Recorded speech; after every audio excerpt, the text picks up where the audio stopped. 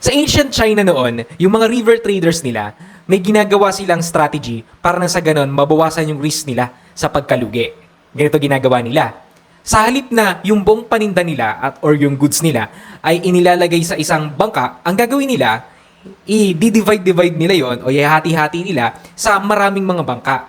Parang sa ganon, kahit na may lumubog na isang bangka, ay hindi sila masisiro. May matitira pa rin silang paninda.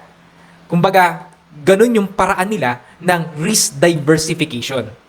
Sa roads naman, meron naman silang medyo advanced na concept ng insurance. Yun ay ang general average.